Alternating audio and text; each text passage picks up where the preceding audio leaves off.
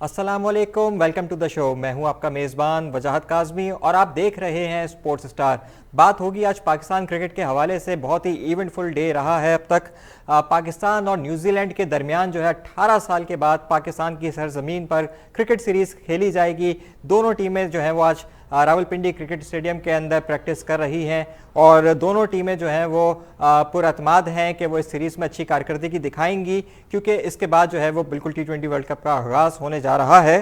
और कप्तान, पाकिस्तान के जो कप्तान हैं बाबर आजम, उन्होंने आज एक प्रेस कॉन्फ्रेंस की है और मीडिया टॉक की है उन्होंने, और उसमें उन्होंने ये कहा है कि वो उनको उम्मीद है कि टीम जो है वो एक अच्छी कारकर्दगी का मुजाहरा करेगी न्यूजीलैंड की सीरीज़ के लिए, और खिलाड़ी जो हैं वो एक अच्छी कारकर्दगी का मुजाहरा दिखा के जो है वो अपनी तैयारियां मुकम्मल करेंगे वर्ल्ड कप के लिए। साथ में उनका ये भी कहना था कि खिलाड़ी जो हैं वो नए कोचेस, क्योंकि मिसबाह-उल-हक और वक़ार यूनुस के जाने के बाद आप इंटरिम कोचेस आए हैं तो जिनमें सकलैन मुश्ताक और अब्दुल रज़ाक शामिल हैं, और उनका कहना है बाबर आजम का कि टीम जो है, खिलाड़ी जो हैं वो बहुत जल्द कोशिश करेंगे कि वो जेल हो जाएं नए कोचेस के साथ, उनके साथ एडजस्ट कर जाएं सिचुएशन को, ताकि वो बेहतर तरीके से अपने क्रिकेट पे फोकस कर सकें। साथ में बाबर आजम का ये भी कहना था कि क्योंकि मुत्तहदा अरब इमारात जहाँ पे T20 वर्ल्ड कप खेला जाना है, वहाँ पे जो कंडीशंस हैं ग्राउंड की, पिच की, वो बहुत ज़्यादा स्पिनर फ्रेंडली होती हैं। इसीलिए उनका कहना है कि पाकिस्तान की टीम का तमाम तर फोकस जो है वो इस वनडे सीरीज़ के अंदर स्पिनर्स को खिलाने में रहेगा। इसीलिए पहले वनडे के लिए जो टीम का ऐलान किया गया है उसके अंदर ग्राउंड में 3 स्पिनर्स को पाकिस्तान की जानिब से उतारा जाएगा। पाकिस्तान की स्क्वाड में उस्मान खादिर, जाहिद महमूद, शादाब खान और इफ्तिखार अहमद 4 ऐसे बॉलर शामिल हैं जो स्पिन बॉलिंग करते हैं, और 3 उसमें से जो हैं वो बिल्कुल डेडिकेटेड स्पिनर्स भी हैं। इसके अलावा पाकिस्तान क्रिकेट बोर्ड ने आज कमेंट्री पैनल का भी ऐलान किया है वनडे सीरीज़ और न्यूजीलैंड के साथ T20 सीरीज़ के लिए, जिसमें Bajid Khan, Mike Hesman, West Indies से आए हुए Darren Sammy, Zainab Abbas, Sana Mir, Urooj Mumtaz, Dominic cork और सिकंदर बख्श शामिल हैं। और यहाँ पर हम मिस करेंगे बिल्कुल रमीज़ राजा को कमेंट्री पैनल से, क्योंकि हम सबको मालूम है कि उनकी तैनाती बतौर पाकिस्तान क्रिकेट बोर्ड के चेयरमैन हो गई है, तो जब तक अब वो इस ओहदे पर, इस मनसब पर फाइज हैं, तब तक वो कमेंट्री के फ़राइज़ सर अंजाम नहीं दे सकेंगे। और साथ ही साथ जो है वो आज पाकिस्तान क्रिकेट की नई किट का भी लॉन्च किया गया है, उसकी तकरीब रोनुमाई हुई है, जो वनडे सीरीज़ के लिए पाकिस्तान अपनी किट पहनेगा। और इसका सोशल मीडिया के ऊपर काफ़ी मिला जुला रद्द-ए-अमल आया है। कई लोगों ने इसको पसंद किया है, कई लोगों ने नापसंद किया है, लेकिन इसमें सबसे दिलचस्प बात यह हुई है कि शाहीन शाह अफरीदी को किट के पीछे जो शर्ट का नंबर होता है वो नंबर 10 असाइन किया गया है। जी हाँ, बिल्कुल, ये उनके होने वाले ससुर शाहिद आफरीदी का जो है वो 10 किट नंबर होता था। और साथ ही साथ जो है वो आज डोमेस्टिक क्रिकेट के सीज़न का भी पाकिस्तान में कल आगाज़ हुआ था, और आज जो है वो सिंध और खैबर पख्तूनख्वा ने अपने अपने मैचेस में कामयाबी समेटी है। साथ में हम बात करेंगे आज मोहम्मद आमिर की, जिनको पाकिस्तान ने डोमेस्टिक क्रिकेट कॉन्ट्रैक्ट में कैटेगरी ए की कॉन्ट्रैक्ट का ऑफ़र किया गया, और वो इस वक्त कैरिबियन प्रीमियर लीग खेल रहे हैं वेस्ट इंडीज़ के अंदर, और उन्होंने उस कॉन्ट्रैक्ट को एक्सेप्ट करने से इनकार कर दिया है। और उनके इनकार करने की वजह यह है, उन्होंने ये कहा है कि जब पाकिस्तान ने उनको इंटरनेशनल क्रिकेट खिलानी ही नहीं है, उनसे किसी ने बात नहीं की इस बारे में, तो उनको कॉन्ट्रैक्ट देने का आखिर क्या जवाज़ है। और उन्होंने साथ में ये भी कहा कि आप इस जो आपका डोमेस्टिक क्रिकेट का जो कॉन्ट्रैक्ट है उसको आप किसी डिज़र्विंग खिलाड़ी को, किसी यंगस्टर को दे दें, उनको कोई फ़र्क नहीं पड़ता इस बात से। हम इन तमाम चीज़ों के बारे में बात करेंगे, और इस वक्त हमें ज्वाइन कर रहे हैं साबिक टेस्ट क्रिकेटर जनाब हसन रज़ा साहब। Sir, welcome to the show. आपसे सबसे पहले सर मैं ये जानना चाहूँगा कि डोमेस्टिक क्रिकेट का सीज़न का आगाज़ हुआ है। सिंध ने सेंट्रल पंजाब को 15 रन से शिकस्त दी, खैबर पख्तूनख्वा ने बलूचिस्तान को 45 रन से शिकस्त दी है। किस तरीके से देख रहे हैं जो नया फॉर्मेट आया है डोमेस्टिक क्रिकेट का? पहले स्टेट्स की टीमें होती थी, अब डिपार्टमेंट की टीमें होती थी, अब उसको सिस्टम को रीस्ट्रक्चर करके हमने स्टेट्स की टीम बना दिया। तो किस तरीके से आप इस पूरे ओवरहॉल को देखते हैं सिस्टम को? अस्सलाम वालेकुम, थैंक यू वेरी मच, आपने प्रोग्राम में मुझे इनवाइट किया आपने। सबसे पहले तो डोमेस्टिक में आप देखें कि जब भी टॉप लेवल पे खेल रहे होते हैं तो बहुत ही कम प्लेयर होंगे जो पाकिस्तान क्रिकेट बोर्ड में, और चीफ सेलेक्टर भी आए, बड़े बड़े सेलेक्टर आए, उन्होंने बहुत ज़्यादा एक आधी प्लेयर होंगे जिनको एज ए डोमेस्टिक परफॉर्मेंस पर सिलेक्ट किया है। अगर याद हो आपको कि अफसर शफीक जो है वो खेलते थे, एक सीजन में उन्होंने काफ़ी रन किए, उसके बाद फिर वो कराची की नुमाइंदगी करते थे, वहाँ से फिर वो पाकिस्तान टीम में आके सिलेक्ट हुए। और अभी तक खेलते रहे डोमेस्टिक, उसके बाद काफ़ी परफॉर्मेंस दी, फिर ड्रॉप हो गए। मगर डोमेस्टिक स्ट्रक्चर जो है वो चेंज होता जा रहा है। उसके बाद डिपार्टमेंट्स जो हैं हमारे वो बंद हो गए हैं। निजी डिपार्टमेंट से हम लोग भी खेलते रहे, और जितने बड़े बड़े ब्रांड जो बनाए वो डिपार्टमेंट से बनाए, चाहे वो बहुत सारे, मैं इतने सारे नाम लूंगा, चाहे वो यूनुस खान हो, चाहे वो शाहिद आसिफी हो, बहुत सारे प्लेयर हैं, चाहे वो कामन अकबल हो, सारे डिपार्टमेंट से खेलते थे अपने अपने। अब 6 रीजनें बनाई हुई हैं, जिसकी वजह से स्ट्रक्चर तो पीसीबी के हाथ में है, सारा वही बना रहा है और वही चेंज कर रहा है। मगर क्रिकेट जो है ग्रास रूट लेवल पे स्ट्रॉन्ग नजर नहीं आ रही है। अगर हम बात करें न्यूजीलैंड की, ऑस्ट्रेलिया की, तो वहाँ पर 2.5 बिलियन 3 मिलियन आबादी होती है। हमारे यहाँ 23 करोड़ की आवाम है। हमारे पास कोई इतनी टॉप क्लास की अकेडमीज नहीं होती हैं। अब मैं खुद इस्लामाबाद में अकेडमी रन कर रहा हूँ यहाँ पर, और जो भी बच्चे रस्ते से आते हैं वो खेलते हैं आके। और मगर कोशिश बच्चों की यही हो रही है कि डायरेक्ट किसी को पीएसएल मिल जाए, किसी को कोई T20 क्रिकेट मिल जाए, किसी को T10 क्रिकेट मिल जाए, चाहे वो फॉरेन कंट्री में हो, कहीं भी जाए वहाँ खेले। शॉर्ट फॉर्मेट इतना ज्यादा तेज हो गया है कि जिसपे पाकिस्तान क्रिकेट बोर्ड भी ध्यान नहीं दे रहा, और जो ग्रास रूट लेवल है क्लब लेवल का, एसोसिएशन का, वो भी ध्यान नहीं दे रही इस पे। जिसकी वजह से वही पाकिस्तान के जो हमारे प्लेयर्स हैं जो पाकिस्तान टीम में ड्रॉप होते हैं, और वही डोमेस्टिक में खेल रहे हैं। अगर आपने बात की सिंध की, खैबर पख्तूनख्वा की, रिजवान जब पाकिस्तान टीम से अगर गैप आया तो वो कैप्टनसी कर रहे होते हैं वहाँ की। उसके बाद अहमद वसीम है, वो कैप्टनसी कर रहे होते हैं। मगर आपका वो अंडर 19 का लेवल कहाँ गया जिसमें हमारे प्लेटफॉर्म में हम भी खेल के आए हैं। शुएब मलिक खेलते थे, इमरान नजीर थे, इतने सारे प्लेयर थे, अब्दुल रज़ाक जैसे प्लेयर 19 से आए, सारे वर्ल्ड क्लास थे। शाहिद आसिफी पहली दफा 19 में वेस्ट इंडीज में सिलेक्ट हुए हैं, वहां पर उनको कीनिया बुलाया गया, वहां से 19 खेल के वो आए। तो वो प्रोटेक्ट, वो चीजें नजर नहीं आ रही है। बेसिकली मकसद क्रिकेट को पाकिस्तान की ग्रास रूट लेवल पे, क्लब लेवल पे स्ट्रॉन्ग करना है। हसन, आपने बात की हमसे आबादी की कि 250-300 मिलियन की हमारी आबादी है बनस्बत दीगर मुल्कों की। मिसाल दी जाती है ऑस्ट्रेलिया की कि उनके पास उनके जो 5 या 6 स्टेट्स हैं उनकी टीमें खेलती हैं सिर्फ, तो उनकी आबादी का तनासुब भी कम है। मैं आपसे ये पूछूंगा कि हमारा जो प्लेयर्स का डोमेस्टिक का इस वक्त पूल रह गया है वो 190 समथिंग क्रिकेटर्स का है इस वक्त, और बिल्कुल 192 क्रिकेटर्स उसके अंदर मौजूद हैं, और सिर्फ इन्हीं के गिर्द जो है वो सारा हमारा फोकस चल रहा है। कोई एक प्लेयर इसी में से सिलेक्ट होता है, वो परफॉर्म नहीं करता है, हम उसको ड्रॉप कर देते हैं। हम दूसरे को सिलेक्ट करते हैं, वो भी परफॉर्म नहीं करता, हम उसको ड्रॉप करके वापस उसको सिलेक्ट कर लेते हैं जिसकी डोमेस्टिक में परफॉर्मेंस तो होती नहीं है, लेकिन क्योंकि वो पहले खेला हुआ होता है इंटरनेशनल, तो हम उसको वापस खिला लेते हैं। आखिर कब तक ये एक रोटेशन चलती रहेगी कि नाकाम होने के बावजूद हम वापस उसी खिलाड़ी को टेस्ट ट्राई करते रहेंगे जब तक वो परफॉर्म ना कर ले? वही मैं आपको बता रहा हूँ, मिसाल के एक जमाने में असद शफीक ने 1500 रन किए थे, 2 डबल सेंचुरियां थी उनकी, 1 सेंचुरी थी। उसके बाद फिर डोमेस्टिक में मिर्जा जैसे प्लेयर थे जो कंसिस्टेंट परफॉर्मेंस देते रहे हमारे दौर में जब खेलते थे। वो यूनुस खान जैसे हैं, वो निजी बैटिंग से खेलते रहे, कंसिस्टेंट, उन्होंने डबल सेंचुरियां की हैं, साइड मैच में डबल सेंचुरियां की, फिर जाके खेले। और अभी भी आप अगर स्टैट्स निकालें प्लेयरों के, पाकिस्तान के, कभी मैं प्रोग्राम में आपको निकाल के दूंगा कि जो प्लेयर हमारे पीएसएल में खेल रहे हैं, जो कश्मीर प्रीमियर लीग में खेल रहे हैं, जो बाहर कंट्रीज में खेल रहे हैं, उनके डोमेस्टिक के मैचेस जो हैं 50 से कम होंगे, बहुत ज्यादा से ज्यादा। और वो T20 भी खेल रहे हैं, इंटरनेशनल क्रिकेट में भी खेलते हैं, 1-2 वनडे पे ड्रॉप हो जाते हैं। तो ये स्ट्रक्चर जो है मजीद इम्प्रूव होने के पाकिस्तान के बोर्ड में खराब होता जा रहा है, जिसकी वजह से लंबी क्रिकेट नहीं मिल रही है हमें खेलने को, और लंबी क्रिकेट कोई खिला भी नहीं रहा, चाहे वो क्लब क्रिकेट हो, चाहे वो हमारा ग्रास रूट लेवल हो, चाहे वो कोई कॉम्पिटिशन टूर्नामेंट्स होते हैं, इवेंट्स होते हैं। फिर हम कंपेयर कर रहे होते हैं ऑस्ट्रेलिया से, इंडिया से। वहाँ की इंडिया में अगर आप देखें कि रणजी ट्रॉफी होती थी बहुत ज्यादा, वहाँ पर प्लेयर हमारे वहाँ के खेलते थे विनिंग टीम में। जब हम एक विनिंग टीम कादम ट्रॉफी, पैटर्न ट्रॉफी की होती थी, वो खेलती थी वहाँ जाके। उसमें प्लेयर होते थे मंजे हुए, 2-2 डबल सेंचुरी करते थे, उसके बाद ट्रिपल सेंचुरियां की हैं फर्स्ट क्लास के मैचेस में। और हमारे यहाँ वो एग्जाम्पल है कि हमारे यहाँ प्लेयरों की ट्रिपल सेंचुरी की पार्टनरशिप भी लगी हैं डिपार्टमेंट्स के मैचेस जब होते थे, 10-10 मैच फर्स्ट क्लास के।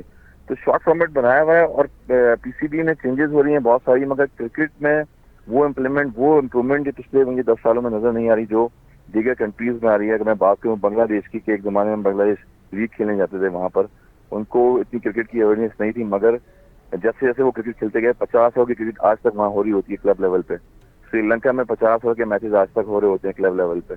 दुबई में पूरे साल क्रिकेट होती है, वहाँ पर 50 ओवर के टूर्नामेंट आज तक होते हैं। बुखाती लीग जो है वो हो रही है, बहुत सारी ऐसी लीग हसन, आपने दीगर ममालिक के क्रिकेट बोर्ड्स की बात की है।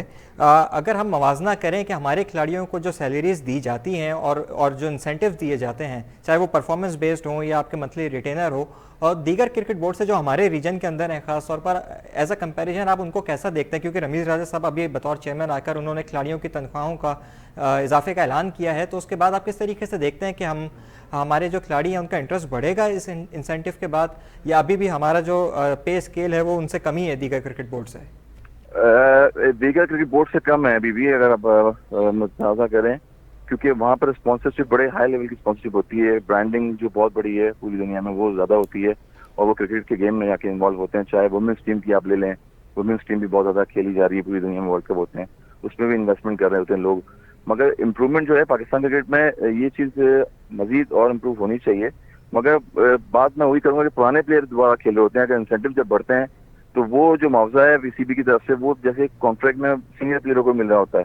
अगर आप अभी देखें मोहम्मद आमिर जैसे प्लेयर हैं, उनको डोमेस्टिक की एक कैटेगरी में अगर रखा गया है तो वो खुद ही कह रहे हैं कि मुझे जो है वो जूनियर्स को प्लेयर है उनको दिया जाए। तब पाकिस्तान के बोर्ड के जो मेंबर्स लोग हैं वो खुद ही कनेक्ट नहीं हो पा रहे कि उन्होंने कौन से फॉर्मेट में क्रिकेट खेलनी है। आज तक किसी को पता नहीं लगा कि मोहम्मद आमिर जो है खुद क्या खेलना चाहते हैं, कहाँ खेलना चाहते हैं। जब कोई फॉरेन कंट्री से लीग खेलने जाते हैं तो वापस आ जाते हैं, फिर यहाँ स्टेटमेंट आ रहा होता है कि मैंने ये क्रिकेट खेलनी है।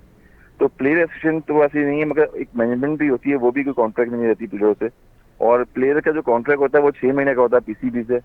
अगर मैं बात करूँ कि 6 महीने आपको पता है डोमेस्टिक सीजन हुआ है, उसमें लोग खेल रहे थे, बच्चे लड़के खेल रहे हैं 19 के भी। अगर 2 इनिंग इनकी फेल हो जाती है तो अगले सीजन में वो प्लेयर आपको नजर भी नहीं आता डोमेस्टिक में, फिर वो क्लब क्रिकेट खेल रहा होता है। और जो दीगर लोग गवर्नमेंट जो लोकल टूर्नामेंट हो रहे होते हैं वो खेल रहे होते हैं सारे प्लेयर्स। उसकी वजह ये है कि जितने भी कॉन्ट्रैक्ट बनाए जा रहे हैं पीसीबी के, जितनी भी चीजें इंसेंटिव होती हैं वो या तो पीसीबी के मेंबर्स पे जाती हैं, मैनेजमेंट में ज्यादा जाती हैं, और प्लेयर पे हमेशा तलवार लटकी रही है और लटकती रहती है पाकिस्तान क्रिकेट बोर्ड में। मोहम्मद आमिर की आपने बात की। मोहम्मद आमिर जो हैं वो रिटायरमेंट का उन्होंने अनाउंसमेंट किया था जब उनके इख्तिलाफात सामने आए थे हेड कोच मिसबाह उल हक और वक़ार यूनुस के साथ। लेकिन अब जब वो दोनों जा चुके हैं उसके बाद मोहम्मद आमिर ने जो है वो अपनी अवेलेबिलिटी जाहिर की थी कुछ चैनल्स के थ्रू कि वो पाकिस्तान को रिप्रेजेंट करना चाहते हैं। लेकिन जब T20 वर्ल्ड कप के लिए टीम का ऐलान किया गया तो उसमें उनका नाम नहीं था, ना ही उनसे इस बारे में किसी ने पूछा। उन्होंने जब उनको डोमेस्टिक का कैटेगरी ए का कॉन्ट्रैक्ट ऑफर किया गया, उन्होंने उसको लेने से कल इनकार कर दिया। उन्होंने कहा कि वो इस कॉन्ट्रैक्ट को किसी डिजर्विंग क्रिकेटर को दे दें। उन्होंने कहा फर्स्ट क्लास क्रिकेट खेलना उनके लिए बेमायनी है क्योंकि पाकिस्तान जो है वो उनको इंटरनेशनल क्रिकेट के लिए कंसिडर ही नहीं कर रहा। तो मैं आपसे ये जानना चाहूँगा हसन कि आपने भी बहुत एक लंबे अरसे पाकिस्तान को फर्स्ट क्लास क्रिकेट के अंदर रिप्रेजेंट किया है, बहुत ज़बरदस्त आपका रिकॉर्ड रहा है, तो आप क्या समझते हैं कि खिलाड़ी को इंटरनेशनल क्रिकेट खिलाई जाए या नहीं खिलाई जाए, उसका फ़र्ज नहीं बनता कि वो फर्स्ट क्लास क्रिकेट के अंदर आकर अपने डोमेस्टिक सीजन में अपने मुल्क को रिप्रेजेंट करे, अपने स्टेट को रिप्रेजेंट करे, परफॉर्मेंस दे, ताकि अगर कोई मोहम्मद आमिर को नहीं भी खिलाना चाहता ज़ाती किसी रंजिश की वजह से या किसी और वजह की किसी और रीज़न से, तो फिर अगर उनकी परफॉर्मेंस स्पीक कर रही होगी, बोल रही होगी, तो फिर ऐसा नहीं है कि फिर कोई उनको रोक नहीं सकता इंटरनेशनल टीम में आने से। सबसे पहले तो देखें ये पाकिस्तान क्रिकेट में रंजिशें हैं वो तो हम 30 साल से देखते हुए आ रहे हैं, हर लेवल पे चल रही हैं, चाहे मैनेजमेंट हो, चाहे पीसीबी की, चाहे वो कोचेज हो। हमारे गिने चुने कोचेज होते हैं जो लेवल 4 किए हैं, लेवल 3 किए हैं, वही हैं जो पाकिस्तान क्रिकेट बोर्ड के घूम रहे हैं। और स्पेशली जब चेयरमैन अभी चेंज हुए हैं तो मजीद देखें यहाँ बहुत सारे लोग नजर आ रहे हैं, और हर बंदा कोशिश करता है कि मैं पाकिस्तान टीम का कोच बन जाऊँ, मैं इंडिया टीम का कोच बन जाऊँ। बेसिक मकसद ये है कि कॉमन सेंस की बात है कि मोहम्मद आमिर जैसा प्लेयर इतने सालों बाद वो वापस आया, फिर उसके बाद खेल रहा है, तो मुझे समझ नहीं आती कि किसने उनको ये फर्स्ट कैटेगरी में रखा गया है। क्योंकि डोमेस्टिक में जो है जब प्लेयर खेलता है, जब उसको पाकिस्तान टीम में जाना होता है और वहाँ वो परफॉर्म करता है। हमारे यहाँ मैंने पहले बताया इतने बड़े बड़े डिपार्टमेंट थे, हमें बुलाना पड़ता था प्लेयरों को कि डोमेस्टिक का मैच खेलो आके, डोमेस्टिक का कोई मैच ही नहीं खेलता था। अब पीसीबी ने डिपार्टमेंट वगैरह बंद हुए हैं तो पीसीबी ने ज़ाहिर बात है सख्तियाँ की हुई हैं, इसकी वजह से वो सारे रीजन्स की तरफ से खेल रहे होते हैं, मगर वो भी तब खेलते हैं जब सीजन होता है, उसके बाद बाहर लीग में चले जाते हैं। मगर एक कैटेगरी में उनको डाला गया डोमेस्टिक की। एक बंदा पाकिस्तान टीम को रिप्रेजेंट कर रहा है, पहले उनसे पूछें कि उसने पाकिस्तान के लिए खेलना है नहीं खेलना। हमारे पास बॉलिंग लाइन जो है वो खत्म हो चुकी है, वहाँ पर अभी बाहर बैठा हुआ है। उसके बाद राहत फास्ट बॉलर थे, उनको बाहर किया गया। उसके बाद इतने सारे पाकिस्तान में फास्ट बॉलर आए, उनको ज़ाया किया गया। उसके बाद जितने भी अब जुनैद खान जैसे बॉलर थे वो ज़ाया हो गया। उसके बाद बहुत सारे प्लेयर्स हैं ऐसे कि वो डिसपॉइंट होकर जो है वो लीग खेलने चले जाते हैं बाहर, कोई अमेरिका खेल रहा है, कोई वहाँ पर खेल रहा है, मगर प्लेयर को कॉन्फिडेंस नहीं दिया जा रहा है। जिस तरह से पीसीबी में चीजें चल रही हैं, हर बंदा अपनी कुर्सी के लिए अपनी जो छह लीडर होती हैं उसकी कोशिश कर रहा था कि मैं कहीं ना कहीं एडजस्ट हो जाऊँ, मगर पाकिस्तान की क्रिकेट की इंप्रूवमेंट के लिए क्या डेवलपमेंट करनी है ग्रास रूट लेवल पर, वो चीजें नहीं आती। मोहम्मद आमिर का कैरियर कोई फर्स्ट क्लास कैरियर उनका थोड़ी है, उनका तो इंटरनेशनल लेवल का कैरियर हो गया। तो कोशिश उनको करनी चाहिए कि वर्ल्ड कप करीब आ रहा था, कोई बोर्ड की सप्लीमेंट होके उनसे रब्ता किया जाता और फिर वो उसके बाद पाकिस्तान क्रिकेट में आगे खेलते। पहले वो लीग में खेलने चले गए, उसके बाद वापस आए तो अचानक से बोर्ड ने जो है वो बोला कि एक कैटेगरी दे दें, तो मीन्स वो डोमेस्टिक के लिए थोड़ी कम बैक कर रहे हैं। और डोमेस्टिक से तो वैसे ही कोई एक आधी गिना चुना प्लेयर आता है, अदरवाइज अंडर 19 लेवल से या लीग से प्लेयर सेलेक्ट करते हैं।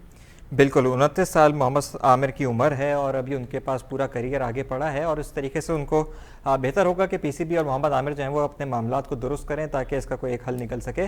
बहुत बहुत शुक्रिया हसन रज़ा साहब बात करने के लिए हमसे। इस वक्त हमें ज्वाइन कर रहे हैं शुएब मोहम्मद साहब। अस्सलाम वालेकुम sir, welcome to the show.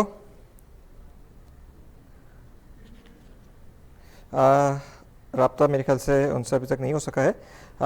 हम बात करेंगे पाकिस्तान और न्यूजीलैंड की सीरीज़ की।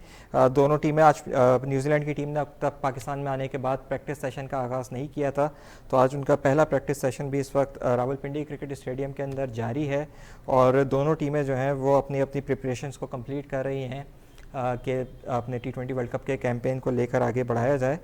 और साथ में हम बात भी करेंगे, हमें ज्वाइन कर लिया इस वक्त शुएब मोहम्मद साहब ने। शुएब मोहम्मद साहब, बात हो रही थी मोहम्मद आमिर की। ही इज़ जस्ट 29 और अभी उनके आगे पूरा करियर पड़ा है। क्यों आखिर हमारे खिलाड़ी जो हैं वो लीग क्रिकेट को इतनी ज़्यादा तरजीह दे रहे हैं कि वो डोमेस्टिक क्रिकेट सीजन को खेलना ही नहीं चाहते हैं? उनको लगता है कि अगर उनको इंटरनेशनल क्रिकेट के अंदर मौका नहीं मिलेगा तो फर्स्ट क्लास क्रिकेट खेलना बिल्कुल फजूल है।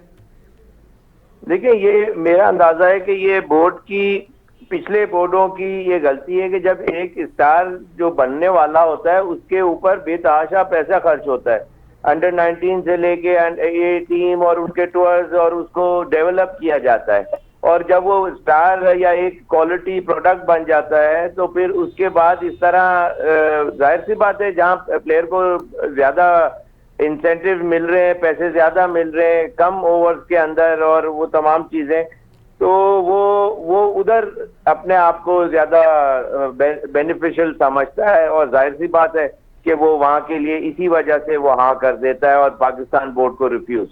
तो बात यह है कि इस तरह की इम्प्लीमेंटेशन होनी चाहिए कि या तो फिर पाकिस्तान से आप बिल्कुल उसको डिस्कार्ड कर दें, या फिर ये कि अवेलेबिलिटी प्लेयर की ऑल द टाइम होनी ही चाहिए, या फिर वो पाकिस्तान में कोई भी फॉर्मेट ना खेले।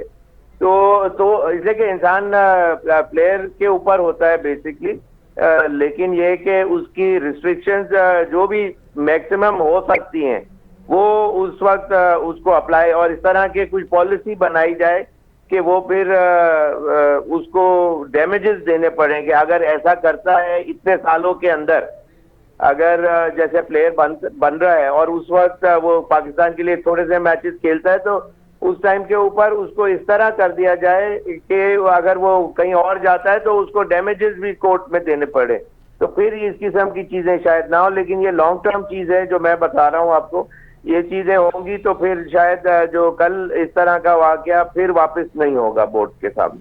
अच्छा सर, पाकिस्तान और न्यूजीलैंड के दरमियान कल पहला वनडे मैच खेला जाने वाला है। 18 साल के बाद दोनों टीमें पाकिस्तान की सरजमीन पर मद्दे मुकाबिल होंगी। किस तरीके से देख रहे हैं आप स्क्वाड के बैलेंस को और तैयारियों को? आपने सिलेक्शन कमेटी के अंदर भी फराइज सर अंजाम दिए हैं पाकिस्तान क्रिकेट बोर्ड के साथ। आपको लगता है कि ये टीम बैलेंस्ड है? स्पेशली चंद खिलाड़ी हमारी वनडे स्क्वाड के अंदर शामिल हैं जिन्होंने वर्ल्ड कप T20 की स्क्वाड के अंदर उनका नाम नहीं है, ना उन्हें खेलना है, लेकिन फिर भी हमने उन्हें वनडे स्क्वाड के अंदर और अभी इस सीरीज़ के अंदर चांस दे रहे हैं। बेहतर ये नहीं था कि हम उन प्लेयर्स को खिलाते जो वर्ल्ड कप T20 की टीम के अंदर शामिल थे? नहीं, बात आपकी बिल्कुल सही है कि इस वक्त ज्यादा एडवांटेज उन प्लेयरों को मिल जाता कि एक इंटरनेशनल सिनारियो के अंदर उनको अंदर वॉक इन करने का मौका मिलता है। जैसे कि जो यंगस्टर्स हैं, कुछ जो 2-4 जो प्लेयर्स हैं, वो बिल्कुल तकरीबन ना होने के बराबर इंटरनेशनल क्रिकेट खेले हुए हैं, उनका एक्सपोजर इतना नहीं है। तो उस पॉइंट ऑफ व्यू को देखते हुए, लेकिन अगेन बात यह है कि जो वनडे की टीम है और T20 के जो मैचेस की जो टीम है वो अलग होती है, तो वो चीज को सामने देखते हुए बोर्ड ने ये फैसला किया जो कि काफी हद तक सही भी है। लेकिन उसके अंदर कुछ प्लेयरों को, T20 के प्लेयर ऐसे हैं कि उसके अंदर 50 ओवर्स के मैच में भी आई एम श्योर वो सरवाइव करते या उनका कॉन्फिडेंस लेवल वहां बढ़ता तो वो फिर T20 में और ज्यादा बेहतर अच्छी परफॉर्मेंसेस कर सकते थे। प्लेयर तो सारे ही होते हैं, लेकिन बात ये होती है कि किसको किस परफॉर्मेंस के ऊपर अंदर लाया गया है, वो चीज देखने की होती है। शुएब साहब, पाकिस्तान ने न्यूजीलैंड की सीरीज़ के लिए इंटरिम कोचेस का ऐलान किया जिसमें सकलैन मुश्ताक और अब्दुल रज़ाक शामिल हैं। बाबर आजम ने भी आज कहा कि टीम कोशिश करेगी कि जल्द अज जल्द नए कोचेस और जो नया सेटअप है कोचिंग का उसके साथ एडजस्ट कर जाए। आपको क्या लगता है कि कितना डिस्टर्बिंग होगा ये फैक्टर कि 2 कोचेस पाकिस्तान की टीम के साथ मुसलसल चल रहे थे, अभी लास्ट सीरीज जो हमारी वेस्ट इंडीज़ के साथ हुई उस तक मौजूद थे। अचानक से बिल्कुल आपके जब एक मेगा इवेंट आ रहा है उसके पास जो है वो आकर उन्होंने कोचिंग को छोड़ दिया अपने फ़राइज़ को। अब नए कोचेस हैं, इसके अलावा मैथ्यू हेडन और फिलेंडर को भी लाया जा रहा है कोचिंग पैनल के ऊपर। तो कितना टाइम लगेगा खिलाड़ियों को एडजस्ट करने में और क्या इससे उनकी परफॉर्मेंस पे कोई इफेक्ट पड़ेगा? मैं नहीं समझता, मैं तो ये समझता हूँ कि ज्यादा अच्छी बेटर परफॉर्मेंस होगी, इसलिए जब ड्रेसिंग रूम का एटमॉस्फेयर टेंस हो और वो प्लेयर जो कोचेस जो थे पहले मिसबा और वो तो उनको वो जो फील करते होंगे, मेरा अंदाजा है कि ड्रेसिंग रूम में ज्यादा प्रेशर सिचुएशन थी। रजाक व सकलैन दोनों अच्छे कोचेज हैं और उनकी जो भी एक्सपर्टीज है उसके अंदर वो आई एम श्योर डिलीवर कर सकेंगे अच्छे तरीके से। और इवन हेडन बहुत अच्छी जबरदस्त चॉइस है, ऑस्ट्रेलिया के बहुत माने हुए बैट्समैन, और आई एम श्योर उन्होंने वो अपना माइंडसेट लेके आएंगे जो ऑस्ट्रेलियन टीम के ड्रेसिंग रूम में होता होगा। शोएब साहब, बाबर आजम ने भी आज मैथ्यू हेडन का जिक्र किया। उन्होंने कहा कि वो जिस तरीके से अग्रेसिव बैटिंग किया करते थे जब वो क्रिकेट खेला करते थे तो वो एक बहुत मुतासिर कुन कारकर्दगी होती थी और मेरे ख्याल से तमाम ही क्रिकेट फैंस मैथ्यू हेडन को उनकी अग्रेसिव इनिंग्स की वजह से ही जानते हैं। बाबर आजम ने ये कहा कि उनकी जो मौजूदगी होगी ड्रेसिंग रूम के अंदर उससे खिलाड़ी बहुत ज़्यादा फ़ायदा उठा सकेंगे। कितना ज़रूरी होता है इस तरीके के अग्रेसिव माइंडसेट का ड्रेसिंग रूम में उनकी जो प्रेजेंस है उनका मौजूद होना, कि वो बाकी खिलाड़ियों के ऊपर कितनी उनके माइंडसेट के ऊपर इफेक्ट पड़ता है इससे? देखिए, हेडन की quality of fine art of batting बहुत कमाल की थी, लेकिन हर प्लेयर की एबिलिटी के ऊपर होता है। वो आके अपना माइंडसेट तो इन्फ्यूज कर सकते हैं इस टीम के अंदर कि इस सिचुएशन में ऐसा खेलें वैसा खेलें, लेकिन ये कि उस तरह का बैट और टाइमिंग चलाना, टाइमिंग को अप्लाई करना, उसका जो कंसंट्रेशन लेवल है या टेक्निक है, वो naturally it's gonna take time for him to make understand the players of Pakistan cricket team. बात यही है कि उनको टाइम तो थोड़ा बहुत लगेगा, लेकिन उससे पहले रजाक और ये आई एम श्योर ये लोग भी टीम का एटमॉस्फेयर जो है, और हर कोई यही चाहता है कि जाके अच्छा खेलो और जीतो। तो मेन जो है, जो पॉइंट है, मेन पॉइंट वो तो यही है कि अच्छा खेलना है, और उसके लिए जो इसे के खेलना तो प्लेयरों नहीं है। तो आपका जो सवाल था कि कैसा खेलेंगे, मेरा अंदाजा है कि ये पहले से अच्छी परफॉर्मेंसेस देंगे ये प्लेयर। अच्छा सर, बात करेंगे कुछ स्पिनर्स की, क्योंकि मुत्तहदा अरब इमारात के अंदर जो है वो स्पिनर फ्रेंडली पिचेस हम देखते हैं। इसी तरीके से पाकिस्तान की पिचेस का भी कुछ ऐसे ही हाल है। बाबर आजम ने कहा कि वो कल के मैच में 3 स्पिनर्स को उतारेंगे। पाकिस्तान की वनडे स्क्वाड के अंदर उस्मान खादिर, जाहिद महमूद, शादाब खान नायब कप्तान है टीम के, और साथ में इफ्तिखार अहमद जो है वो पार्ट टाइम स्पिन करते हैं। तो आप किस तरीके से देख रहे हैं पाकिस्तान के स्पिन कॉम्बिनेशन को? देखिए, इट्स अ गुड ट्रियो कि उसके अंदर राइट आर्म लेग स्पिनर भी है, दूसरा ऑफ स्पिनर, और इस तरह की बॉलिंग पाकिस्तान के पास है।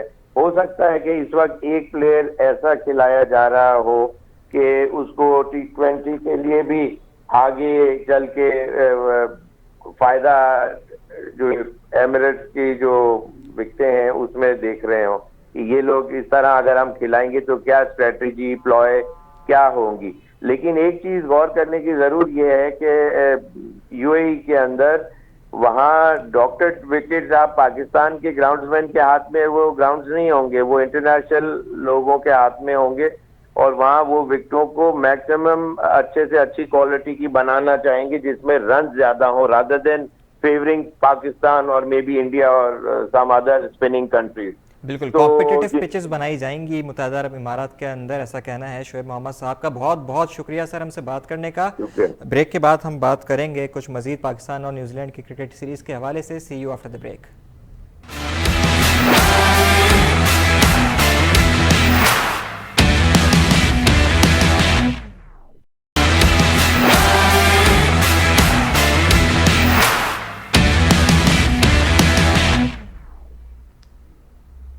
Welcome back.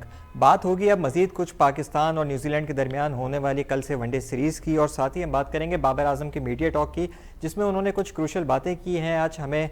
और साथ में हम बात करेंगे कि आपसे कुछ दिन पहले कुछ खबरें गर्दिश कर रही थी कि रमीज़ राजा के पीसीबी चेयरमैन बनने के बाद शायद बाबर आजम को जो है वो टेस्ट कैप्टनसी से हटा दिया जाए, और आज इस बारे में बाबर आजम ने मीडिया टॉक करते हुए जो है वो अब इन काफ़ी बातों को क्लियर भी किया है। इसी बारे में बात करने के लिए हमें ज्वाइन करेंगे सीनियर क्रिकेट तजिया निगार हैं सैयद हैदर साहब। Sir welcome to the show.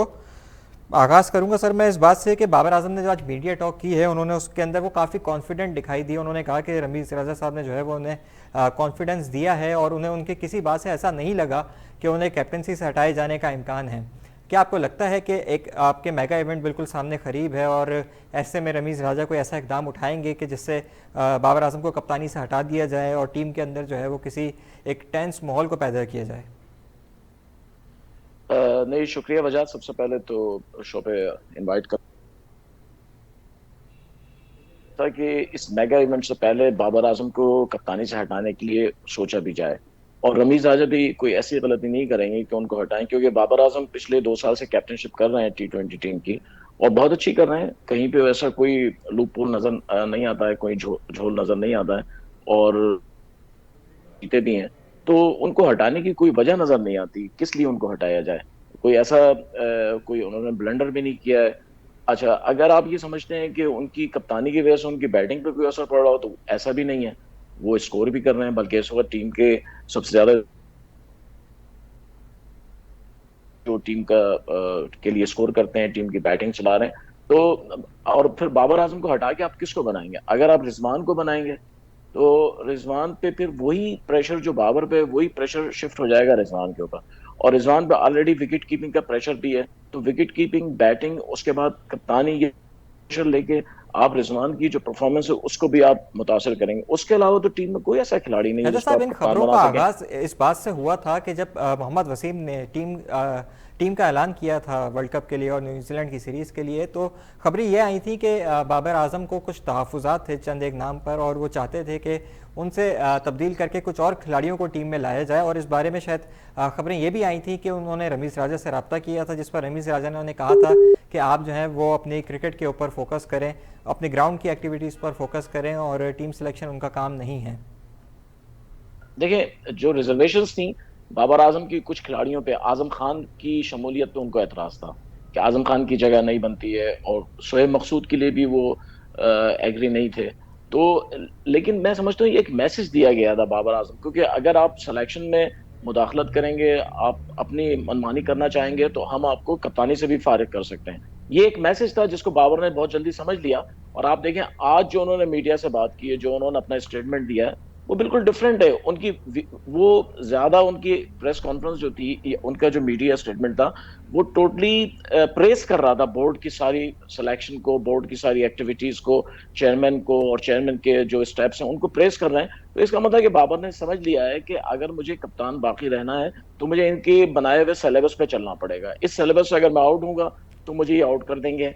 और बाबर आजम चूंकि इस वक्त सिर्फ यहाँ पे पाकिस्तान की T20 क्रिकेट नहीं खेल रहे हैं, बल्कि टेस्ट टीम के भी मेंबर हैं और वनडे के भी हैं, तो हम उनकी अपनी एक इम्पोर्टेंस, अपनी अहमियत है। लेकिन उसके साथ साथ वो जानते हैं कि पाकिस्तान टीम का जो माजी है पाकिस्तान क्रिकेट का, उसमें खिलाड़ी की परफॉर्मेंस की कोई हैसियत नहीं है।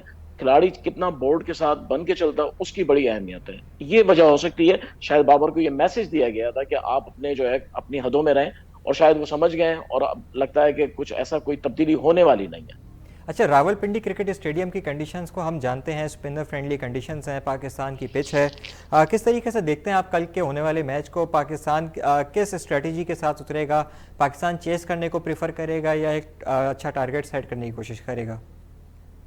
नहीं, ये पाकिस्तान तो आई थिंक कि पहला, अगर पाकिस्तान टॉस जीतता है तो पाकिस्तान तो पहले बैटिंग करके एक बड़ा टारगेट बनाएगा।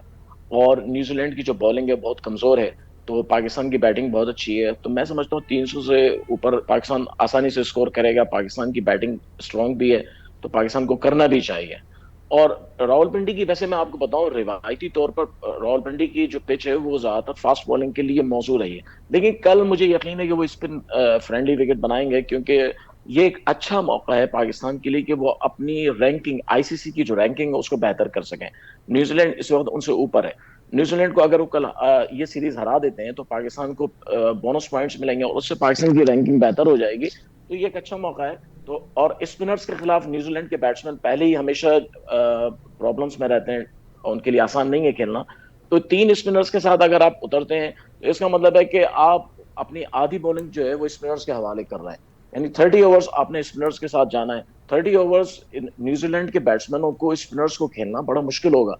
ये एक बहुत ही मुश्किल काम होगा। दूसरी तरफ एक बात और ये भी समझ लीजिए कि रावलपिंडी के ग्राउंड में अगर पिच स्पिन फ्रेंडली होती है तो आप अपने लिए जो T20 वर्ल्ड कप है यूएई के लिए, जैसे अभी शोएब मोहम्मद कह रहे थे कि वहां पिचें इनके इनके कंट्रोल में तो नहीं होंगी, कैसी बनेंगे, लेकिन यूएई में कभी भी फास्ट पिचेस तो बन ही नहीं सकती। वहां की जो जमीन है उसमें आप जो है बना नहीं सकते। तो स्पिन फ्रेंडली होगी तो इसका मतलब आप अपनी तैयारी जो है वो T20 वर्ल्ड कप को देखते हुए एक स्पिन स्क्वाड को बना रहे हैं। बात करेंगे ओपनर्स की तो हमारे पास कल फ़खर जमान भी का भी ऑप्शन है, इमामुल हक का भी है। बाकी बाबर आजम और मोहम्मद रिजवान T20 में पाकिस्तान के लिए ओपन करते हैं। तो आप देखेंगे कि पाकिस्तान जो है वो बाबर और रिजवान को बतौर ओपनर ट्राई करेगा, क्योंकि हमने आगे T20 मैचेस हैं हमारे न्यूजीलैंड के साथ भी, इंग्लैंड के भी, फिर वर्ल्ड कप T20 भी है। तो पाकिस्तान कल ओपनिंग में जो है वो फ़खर और इमाम को ट्राई करेगा, या फिर हम कोई डिफरेंट कॉम्बिनेशन देखेंगे जैसे कि बाबर और रिजवान का बनता है? नहीं, फखर और इमाम ही करेंगे। मैं समझता हूँ कि वो दोनों सेटल हैं और वहां पे इंग्लैंड के साथ जो लास्ट सीरीज हुई है उसमें वो दोनों ओपनिंग कर रहे थे, तो वही करेंगे। अगर ये चाहेंगे कि कुछ प्रैक्टिस मिले रिजवान और बाबर को तो आगे 5 T20 मैचेस आ रहे हैं, तो वो एक अच्छा इनके पास एक सेगमेंट है जहाँ पे अच्छी ट्रेनिंग कर सकते हैं, अच्छी प्रैक्टिस ले सकते हैं। लेकिन वनडे में मेरे ख्याल से इमामुल हक को ही और फखर जमान को ही ओपनर रखेंगे, क्योंकि अगर बाबर और रिजवान ओपनर आते हैं तो इमाम और फखर कौन से नंबर पे खेलेंगे? वो क्या मिडिल ऑर्डर में खेलेंगे? और अगर मिडिल ऑर्डर में खेलेंगे तो फिर उनकी वो परफॉर्मेंस वो नहीं होगी, जैसे कि आपने देखा कि फखर जमान T20 में मिडिल ऑर्डर में खेले और उनकी वो कुछ भी नहीं कर सके, ना स्कोर कर सके, ना बैटिंग कर सके, ना वो टीम को कोई मदद कर सके। तो मैं समझता हूँ कि फखर जमान और इमामुल हक ही ओपनर होंगे और पाकिस्तान शायद किसी नए एक्सपेरिमेंट की तरफ नहीं जाएगा। बात करेंगे न्यूजीलैंड की टीम की परफॉर्मेंस की। आज से 18 साल पहले भी जब न्यूजीलैंड की टीम पाकिस्तान आई थी 2003 में, तब भी पाकिस्तान ने उनको शिकस्त दी थी। उससे पहले भी न्यूजीलैंड का जो रिकॉर्ड है पाकिस्तान के अंदर वो बहुत ही ख़राब रहा है। पाकिस्तान ने हमेशा फतवाहत हासिल की हैं और अभी जो न्यूजीलैंड की टीम है वो भी बांग्लादेश से शिकस्त खाकर आई है। किस तरीके से देख रहे हैं आप न्यूजीलैंड को परफॉर्म करते हुए? देखिए, न्यूजीलैंड की तो ये बी टीम है। देखें, इसमें टिम साउथ ही नहीं है, बोल्ट नहीं है, कैन विलियमसन नहीं है, जिमी कार्लसन नहीं है, तो इनके अच्छे जो 6 बेहतरीन खिलाड़ी हैं वो तो टीम के साथ आए ही नहीं है। अब जो टीम आई है उसमें जो बैट्समैन है उसमें लैथम को आप कह सकते हैं कि लैथम उनके जो है वो टेस्ट और वनडे और T20 खेल रहे हैं, तो वो एक है रेगुलर खिलाड़ी। उसके अलावा तो ज्यादातर खिलाड़ी तो वो हैं जो उनके बेंच पे होते हैं। अब वो बेंच स्ट्रेंथ को आजमाएंगे, हो सकता है वो कोशिश करेंगे इसमें से 1-2 खिलाड़ियों को मिल जाए जो वर्ल्ड कप के स्क्वाड में अगर जरूरत पड़े तो वो उसको वहां पे इस्तेमाल कर सकें। अदरवाइज ये तो न्यूजीलैंड की बी टीम है और पाकिस्तान के लिए तो एक बहुत ही अच्छा मौका है कि पाकिस्तान बड़े अच्छे मार्जिन से जीते, तीनों मैच जीते, सीरीज जीते और आगे जाकर अपने जो है वो रैंकिंग अच्छी कर ले, पॉइंट्स ज्यादा मिल जाएं। तो ये एक कोई दिलचस्प सीरीज नहीं होगी। आप इसको ये ना समझिएगा कि ये कोई कोई सख्त मुकाबले नजर आएंगे। हो सकता है इसमें तमाशाइयों की भी कोई इंटरेस्ट ना हो। ऐसा आपने बात की न्यूजीलैंड की फुल स्ट्रेंथ टीम के ना आने की। खबरें कुछ इस तरीके से आ रही हैं कि इंग्लैंड क्रिकेट बोर्ड जो है वो अगले महीने पाकिस्तान और इंग्लैंड के दरमियान 2 T20 मैचेस खेले जाने वाले हैं पाकिस्तान के अंदर, और इंग्लैंड की टीम भी काफ़ी अरसे के बाद पाकिस्तान वापस आएगी। और ये मैचेस दोनों जो हैं वो बिल्कुल T20 वर्ल्ड कप के आगाज़ से बिल्कुल चंद दिन कबल खेले जाएंगे पाकिस्तान में। आप किस और ख़बर ये आ रही है कि इंग्लैंड की जो टीम है वो फुल स्ट्रेंथ टीम आएगी, क्योंकि इंग्लैंड क्रिकेट बोर्ड चाहता है कि उनके जो खिलाड़ी हैं वो एक तो कंडीशन से भी यूज टू हो जाएं मुत्तहदा अरब इमारात की, क्योंकि पाकिस्तान और यूएई की कंडीशन जो है वो सिमिलर हैं।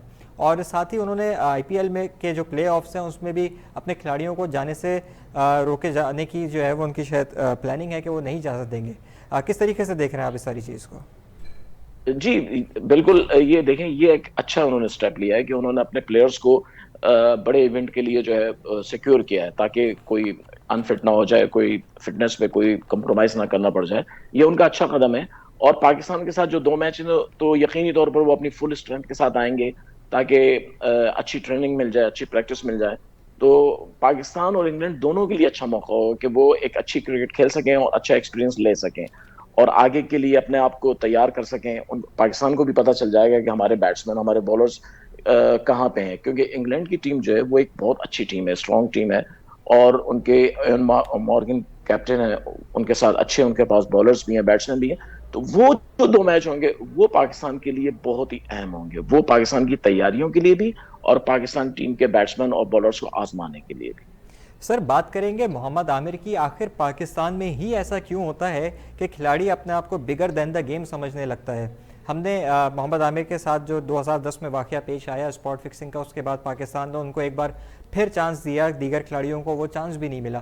मोहम्मद आमिर को ये चांस दिया, उन्होंने अवेल किया, लेकिन फिर वो हर थोड़े अरसे के बाद किसी ना किसी जो है वो तनाज़े में मुलविस हमें दिखाई देते हैं। अभी भी कल क्रिकेट बोर्ड ने जो है वो उनको कैटेगरी ए का डोमेस्टिक क्रिकेट कॉन्ट्रैक्ट ऑफर किया, लेकिन उन्होंने उसको लेने से इनकार कर दिया। उन्होंने कहा कि आप ये किसी डिज़र्विंग यंगस्टर को दे दें, मुझे ज़रूरत नहीं है इस चीज़ की, और मैं फ़र्स्ट क्लास क्रिकेट खेलने में इंटरेस्टेड नहीं हूँ अगर मुझे इंटरनेशनल क्रिकेट खिलाए जाने का पीसीबी की जानिब से कोई इरादा नहीं है। तो फिर ये आखिर पाकिस्तान के अंदर ही ऐसा क्यों होता है कि हम जब कुछ बन जाते हैं, एक सुपरस्टार की आपकी